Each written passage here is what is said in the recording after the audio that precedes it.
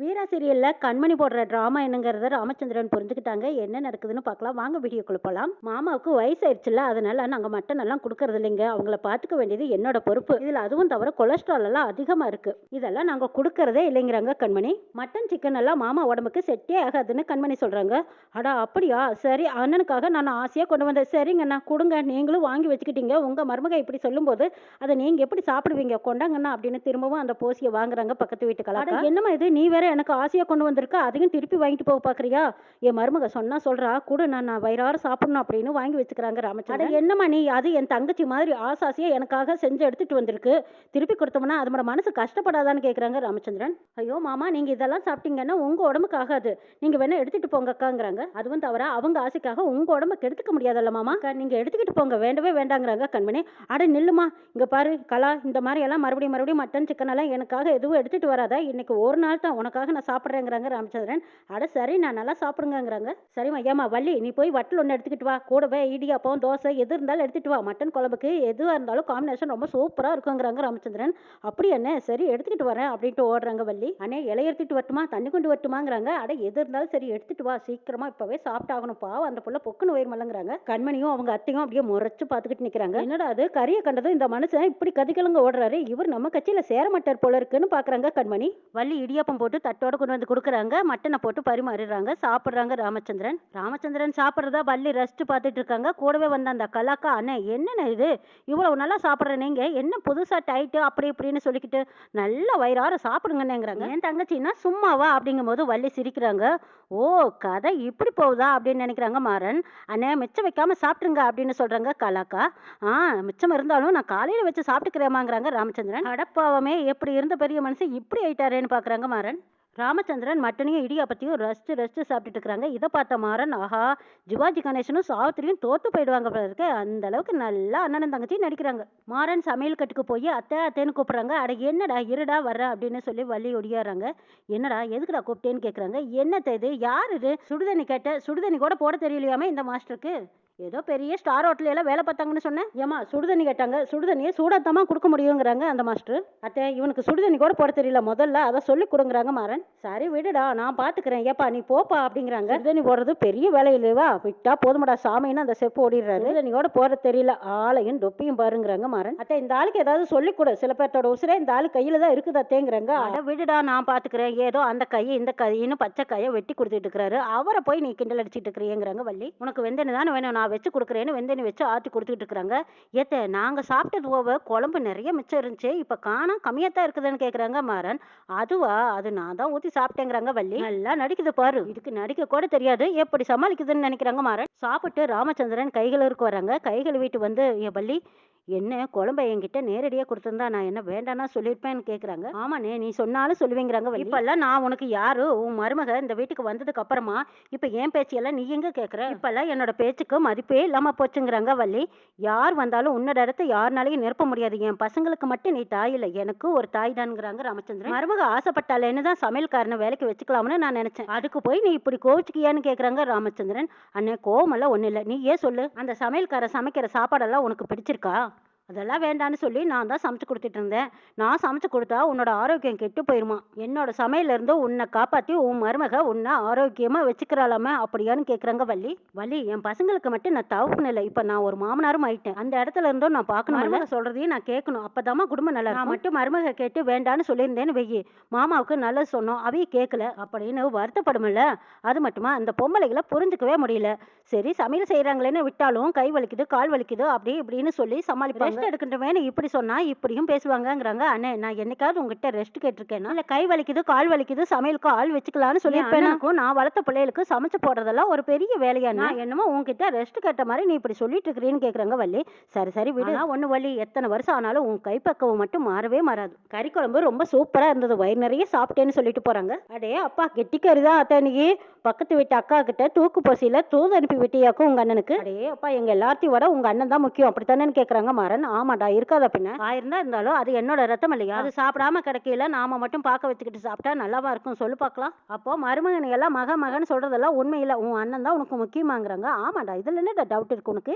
எல்லாருக்கும் முன்னாடியே எங்க அண்ணன் தாண்டா பெருசு. நாங்க 2 பேரும் ஒண்ணா வளர்ந்தோம். நாங்க எப்படியெல்லாம் வளர்ந்தோம் தெரியுமா? சரி சரி அப்படியே பாஸ் பண்ணு. பாசமலர் சாவித்திரி மாதிரி நீ அழுது புலம்பாதீங்கிறாங்க. டேய் இப்ப யாருடா அழுதா? இரு உனக்கு சுடுதண்ணி தரேங்கிறாங்க. அதெல்லாம் ஒண்ணும் வேண்டாம். நான் சும்மா தான் அந்த ஆள்கிட்ட கேட்டேன் கலாச்சேன் அப்படிங்கிறாங்க. அட பாவமே அந்த ஆள் பாவம்டா. ஏன்டா இப்படி எல்லாம் பண்ணனேன்னு கேக்குறாங்க வள்ளி. ராமச்சந்திரன் வெளியில வராங்க. ராகவன் நிக்கிறத பார்த்துட்டு என்னது இவன் சில மாதிரி நிக்கிறானே. ராகவா ஏன்டா என்னாச்சுடா? ஏன்டா இப்படி நிக்கிறேன்னு கேக்குறாங்க. நான் யாருன்னு கேக்குறாங்க ராகவன். எனக்குன்னு என்ன இடம் இருக்கு? எனக்குன்னு என்ன மரியாதை இருக்குன்னு ராகவன் கேக்குறாங்க. ஏன்டா இப்படி எல்லாம் கேக்குறேன்? குடும்பத்துக்கும் சரி பிசினஸ்க்கும் சரி எனக்கு அப்புறம் எல்லாமே நீதாண்டா என்னோட வாரிசுங்கிறாங்க. அதே மைண்ட் செட்ல தான் நீங்க இருக்கீங்களான்னு கேக்குறாங்க. உனக்கு ஏன்டா இந்த சந்தேகம்? முன்ன மாதிரி நீங்க இல்லைன்னு எனக்கு தோணுது. கடையில எனக்குன்னு என்ன உரிமை இருக்குன்னு கேக்குறாங்க ராகவன். உனக்குன்னு ஒரு இடம்னா ஏன்டா டேய் நீதாண்டா அந்த கடையோட முதலாளி. எல்லாமே நீதான்ப்பா பாத்துக்கிட்டு இருக்கிறேன்னு ராமச்சந்திரன் கேக்குறாங்க. அதையெல்லாம் என்னால நம்ப முடியலப்பா. எல்லாத்தையும் எனக்கே கொடுக்கலையே. பொறுப்பு எல்லாத்தையும் ஆளுக்கு பாதியா பிரித்து கொடுத்துட்டீங்களாப்பா. இது எந்த அர்த்தத்தில் நான் எடுத்துக்கிட்டோம்? எல்லாரும் மாதிரி எல்லாருக்கும் முன்னாடி நான் முதலாளியா நிப்பேனா இல்ல தொழிலாளியை போல தொழிலாளியா இருப்பேனா? நான் எந்த அர்த்தத்தில் எடுத்துக்கிட்டோன்னு கேக்குறாங்க ராகவன். எனக்கு நினைக்கும் போது வருத்தமா இருக்கு. இதுக்கு முன்னாடி எல்லாம் இப்படி எனக்கு தோணுனதே இல்லை. ஆனா இப்ப எனக்கு நினைக்க தோணுது. எல்லாமே என் கையை விட்டு போன மாதிரியே எனக்கு தோணுது. இத்தனை வருஷமா நான் எதுக்காக உழைச்சேன்னு என்னங்கிறதே இல்லாம என் கையை விட்டு போன மாதிரியே எனக்கு தோணுதுங்கிறாங்க ராகவன். டே ராகவா நீயா இப்படி பேசுறீங்கிறாங்க. ஆமாப்பா இத்தனை வருஷமா நான் உங்ககிட்ட இப்படி பேசணும்னு எனக்கு தோணுனதே இல்லை. இப்போ எல்லாமே என் கையை விட்டு போச்சேன்னு உங்ககிட்ட சொல்லணும்னு தோணும். நான் சொல்றேன் என்னன்னு தப்பா எடுத்துக்காதீங்கப்பா. சின்ன வயசுல இருந்து நீ தான் எல்லாம் அப்படின்னு சொல்லி எனக்கு நம்பிக்கையை கொடுத்தீங்க. அந்த ஆசையில தான் நானும் முதலாளியா இருந்தேன். ஆனா இப்ப அது இல்லைன்னு ஆனதுக்கு அப்புறமா என் மனசுக்கு இப்ப கஷ்டமா இருக்குப்பா. நீங்க தப்பா எடுத்துக்காதீங்க. என் தம்பிகளுக்கும் பொறுப்புகளை பிரிச்சு கொடுத்துட்டீங்க. எனக்குள்ள ஒரு ஆசையை சின்ன வயசுல இருந்து வளர்த்திருக்க கூடாது. இத்தனை வருஷத்துக்கு அப்புறமா என் கூட எங்க அம்மா இருந்ததா நல்லா இருக்கும்னு எனக்கு இப்ப தோணுது. ராகவன் முக்கியமா சொல்ல வேண்டிய விஷயங்களை ராமச்சந்திரன் சொல்லிட்டு அங்கிருந்து போறாங்க. கண்மணி துணி தேய்ச்சிக்கிட்டே ராகவனை எதிர்பார்க்கிறாங்க. அவர் சொல்லியிருப்பாரா? அவங்க அப்பா கிட்ட பேசியிருப்பாரா? என்ன நடந்திருக்கும்னு யோசிக்கிறாங்க. கண்மணி அப்பா கிட்ட பேசியிருப்பாரா இல்ல பேசுற மாதிரி போயிட்டு திரும்பி வந்திருப்பாரா? என்ன நடந்திருக்கும் ஒன்னும் புரியலையே. போய் பார்க்கலாமா அப்படின்னு யோசிக்கிறாங்க கண்மணி. கண்மணி ராகவனை பார்த்ததும் கையை சுட்டுக்கிட்ட மாதிரி நடிக்கிறாங்க. ஓங்கிறாங்க. ஐயோ கண்மணி என்னது பார்த்து செய்யக்கூடாதாங்கிறாங்க. இதுக்கு தான் ஆளுங்க இருக்காங்கல்ல அவங்க செய்ய மாட்டாங்களா? நீ ஏன் கஷ்டப்பட்டு செய்யறேன்னு கேட்கறாங்க. அட என்னங்க நீங்க இது கூட நான் செய்ய மாட்டானா? இதெல்லாம் என்னோட உரிமைங்க. இதை நான் யாருக்காகவும் விட்டு கொடுக்க மாட்டேன். இந்த ஷர்ட் பாத்தீங்களா? இது உங்களுக்கு பிடிச்ச ஷர்ட். இதுல கரை ஆயிடுச்சுன்னு வருத்தப்பட்டீங்கல்ல. அந்த கரையை எடுத்துட்டேன் பாருங்கன்னு எடுத்து காட்டுறாங்க. ஆமா கண்மணி ரொம்ப சூப்பரா இருக்குங்கிறாங்க. சரி என்னங்க ஆச்சு? உங்க அப்பா கிட்ட போய் பேசுனீங்களான்னு கேக்குறாங்க கண்மணி. பேசுனேங்கிறாங்க. என்ன நான் சொன்ன மாதிரியே சொன்னீங்களா? கடைக்காக உழைச்சது, கடைக்கு இம்பார்ட்டன்ட் கொடுத்தது, இதை பத்தியெல்லாம் சொல்லியிருப்பீங்கன்னு நான் நினைக்கிறேன். அப்படியெல்லாம் சொன்னா தான் உங்க அப்பாவுக்கு அதெல்லாம் ஞாபகப்படுத்தின மாதிரி இருக்குங்கிறாங்க கண்மணி. நான் சொல்ல வேண்டியதெல்லாம் சொல்லிட்டேன் கண்மணி அப்படின்னு பட்டும் படாம ராகவன் சொல்லிட்டு போய் பெட்ல உட்கார்றாங்க. அச்சோ என்ன சொல்றாரு? நம்மளால தெளிவா புரிஞ்சுக்க முடியலையே அப்படின்னு கண்மணிக்குள்ள ஒரு பதட்டம். அப்படின்னா மாமா உங்ககிட்ட என்னங்க சொன்னாருன்னு கேக்குறாங்க கண்மணி. சொல்ல வேண்டியதை சொல்லிட்டா அவரே புரிஞ்சுக்குவாருன்னு நினைக்கிறேங்கிறாங்க. அப்படியா? ஆனாலும் இன்னும் புரியலையே. ஏங்க இருந்தாலும் மாமாவுக்கு உங்க மேல பாசம் அதிகம் இல்லைன்னு கேட்குறாங்க. நாளைக்கே உங்களை கடையோட முதலாளியா அறிமுகப்படுத்திடுவாரா? உங்களை பெரிய முதலாளியா பார்க்கணுங்கிறது என்னோட வாழ்க்கை லட்சியம்ங்கிறாங்க கண்மணி. உங்க ஒய்ஃபா எனக்கு அப்படி ஒரு சுயநலமெல்லாம் கிடையாது. சின்ன வயசுல இருந்தே ரொம்ப ஹார்ட் ஒர்க் பண்ணிருக்கீங்க. அந்த உழைப்புக்கு ஒரு மரியாதை கிடைக்கணும் இல்லைங்க. அதை தாங்க நான் எதிர்பார்க்கிறேங்கிறாங்க கண்மணி. அதெல்லாம் எனக்கு தெரியாது கண்மணி. எப்படியோ அப்பா கிட்ட சொல்ல வேண்டியதை சொல்லிட்டேங்கிறாங்க ராகவன். அப்படின்னா நாளைக்கே எல்லாரும் முன்னாடியும் உங்களை அறிமுகப்படுத்திடுவார் பாருங்க. பேச வேண்டியதை பேசிட்டேன் கண்மணி. இனிமே அவர் தான் முடிவெடுக்கணும்னு சொல்லிடுறாங்க ராகவன். என்னடா அது இப்படி பட்டும் படாம விறுவிறுப்பே இல்லாம இப்படி சொல்றாரு?